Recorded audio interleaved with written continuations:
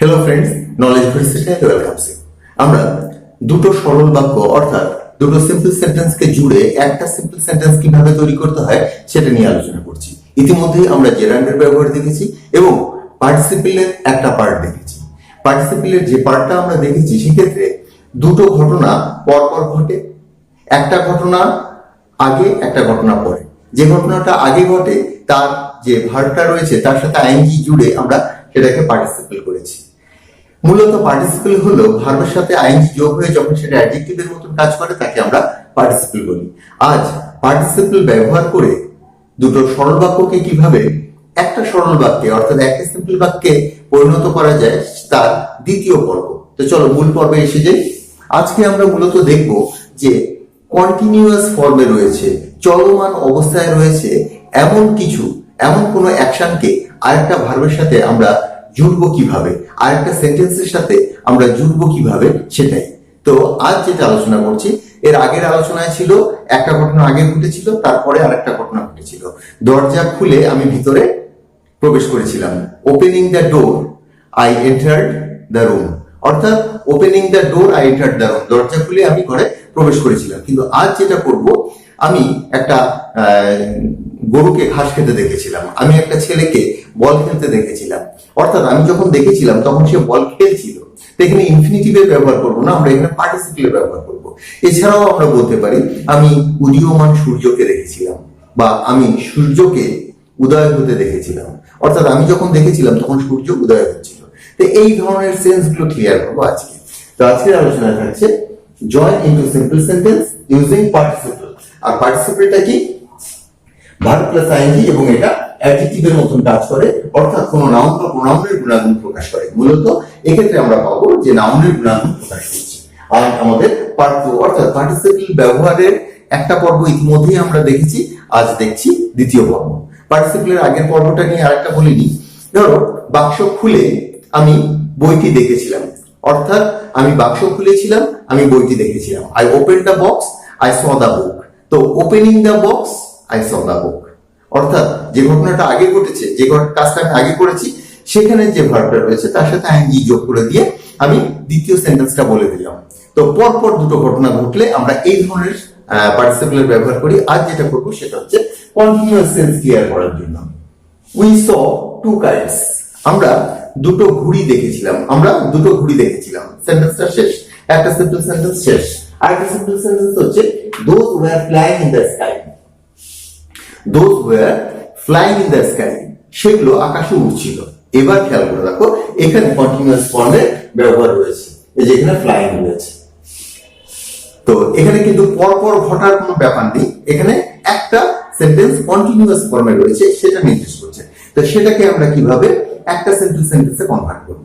Just যে নাউনটা সম্পর্কে বলছি, যে নাউনটা কন্টিনিউয়াস ফর্মে রয়েছে তার পাশেই আমি কিন্তু পরবর্তী যে ভার্বের আইএনজি ফর্ম যেটা সেটাকে আমরা বসিয়ে দেবো। তো উই স টু কাইটস, আমরা দুটো ঘুড়ি দেখেছিলাম। এবার কে উড়ছিল, কে ঘুড়িগুলো, তার পাশেই কিন্তু আমরা ফ্লাইংটা বসিয়ে দিলাম। অর্থাৎ যে আইএনজি ফর্মটা ছিল সেটাকেই এনে এখানে বসিয়ে দিলাম। এখানে উড়ন্ত বা উড়ছে, কে উড়ছে? ঘুড়িটি, অর্থাৎ ঘুড়ির পাশে এটাকে বসিয়ে দিলাম। We saw two kites flying in the sky, এই অংশটা বসে গেল। আমরা দুটো ঘুড়িকে আকাশে উড়তে দেখেছিলাম। উড়তে বললাম, টু ফ্লাই এমন সেন্স নয়, আমরা এখানে পার্টিসিপল সেন্সে ইউজ করছি, অর্থাৎ উড়ন্ত অবস্থায় দেখেছিলাম।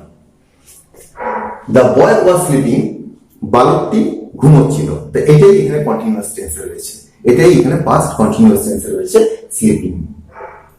আই নোটিসড ইট, আমি এটা লক্ষ্য করেছিলাম। তো কি বলবো? আমি দেখেছিলাম বালকটি ঘুমোচ্ছিল। আই নোটিসড দ্য বয়, আমি বালকটিকে লক্ষ্য করেছিলাম। তারপরেই আমরা কিন্তু যে কন্টিনিউয়াস ফর্মের যে ভার্বটা রয়েছে সেটাকে বসিয়ে দিলাম যে নাউন সম্পর্কে সে বলছে তার পাশেই। এখানে বয় সম্পর্কে বলছে ঘুমোচ্ছে, অতএব এই যে স্লিপিং ভার্বটা বয়ের পাশেই বসিয়ে দিলাম। তো যেটা দাঁড়ালো সিম্পল সেন্টেন্সটা, I noticed the boy sleeping.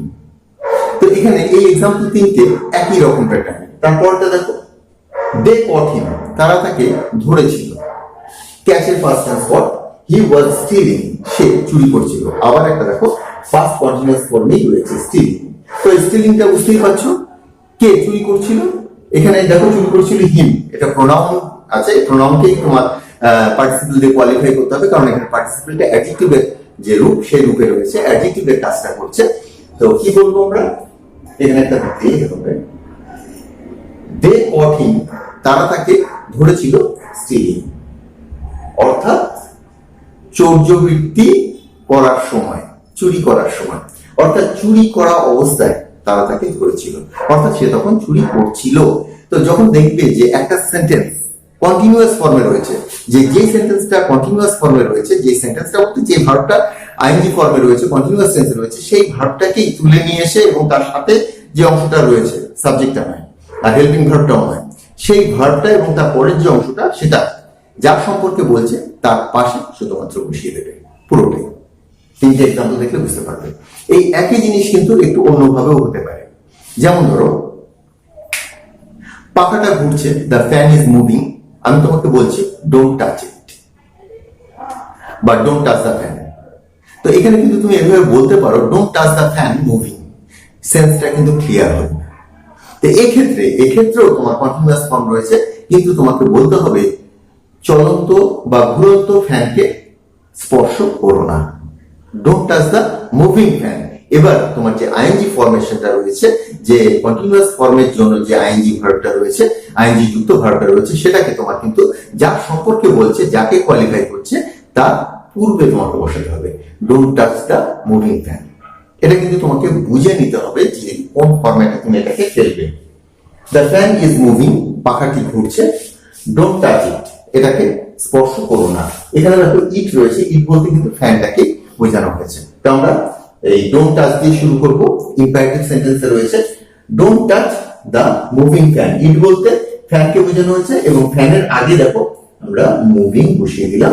এখানে এই যে ভার্ব প্লাস আইএনজি, এটা তোমার পার্টিসিপল এবং এটা অ্যাডজেক্টিভের কাজ করছে। এর আগেও অ্যাডজেক্টিভের কাজ করছিল, কিন্তু তার পূর্বের নাউন বা প্রোনাউনকে এবার অ্যাডজেক্টিভের কাজ করছে, তারপরে নাউন বা প্রোনাউনকে কোয়ালিফাই করার জন্য। দ্য ট্রেন ওয়াজ রানিং, ট্রেনটি চলছিল, কন্টিনিউয়াস টেন্সে রয়েছে। He got down from it, সে এটা থেকে নেমেছিল। এখানেও ইট বলতে কিন্তু সেই ট্রেনটাকে বোঝানো হয়েছে। কি বলবো?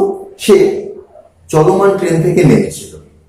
হি got down from the running train.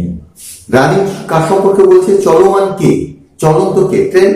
তো ট্রেন সম্পর্কে বলছে, অতএব এটা তোমার অ্যাডজেক্টিভের কাজ করছে এবং এটা তোমার ট্রেনের পূর্বে বসলো। তো এই একটা প্যাটার্ন, এই কিন্তু আর একটা প্যাটার্ন, অর্থাৎ এই দুটো প্যাটার্নের মধ্যে তোমাদের ঘুরে ফিরে কিভাবে দুটো সেন্টেন্সকে, দুটো সিম্পল সেন্টেন্সকে যার মধ্যে কন্টিনিউয়াস ফরমেশন রয়েছে, সেগুলোকে তোমরা পার্টিসিপল দিয়ে একটা সিম্পল সেন্টেন্সে পরিণত করতে পারো। দ্য সান ওয়াজ রাইজিং, সূর্য উদিত হচ্ছিল, সূর্য উদয় হচ্ছিল, সূর্য উঠছিল। আই এনজয়েড ইট, আমি এটা উপভোগ করেছিলাম। ইট বলতে সূর্যকে উপভোগ করেছিলাম, সূর্যের যে ওঠা সেটাকে উপভোগ করেছিলাম। তো এটাকে আমরা দুভাবেই করতে পারি, এই দুটো প্যাটার্নই। I enjoyed the rising sun, আমি উদীয়মান সূর্যকে উপভোগ করেছিলাম। এখানে তোমার রাইজিং যেটা, এটা উদীয়মান অর্থাৎ উঠছে, সানকে কোয়ালিফাই করছে, সানের গুণাগুণ প্রকাশ করছে। অতএব এখানে রাইজিংটা তোমার পার্টিসিপল, যেটা ইতিমধ্যেই দেখেছো কয়েকটা এক্সাম্পল। আবার এই উপরের প্যাটার্নও কিন্তু এটাকে করতে পারো। I enjoyed the sun rising, আমি সূর্যকে উপভোগ করছিলাম, সেই সময় সূর্য উদিত হচ্ছিল। তাও আমরা দুটো প্যাটার্ন কিন্তু এখানে পেয়ে গেলাম, I enjoyed the sun rising. যদিও এখানে এই প্রথম প্যাটার্নটাই এখানে মোস্ট অ্যাপ্লিকেবল। তো তোমরা এখানে আজ যে কন্টিনিউয়াস ফরমেশন থাকলে সেগুলোকে পার্টিসিপল দিয়ে কিভাবে জুড়বে, জুড়ে একটা সিম্পল সেন্টেন্স তৈরি করবে, সেটা নিয়ে আলোচনা করলাম। তো আজকের আলোচনা এখানেই থাক, পরবর্তী আলোচনায় আরেকবার যোগ দেবো। Till then, by.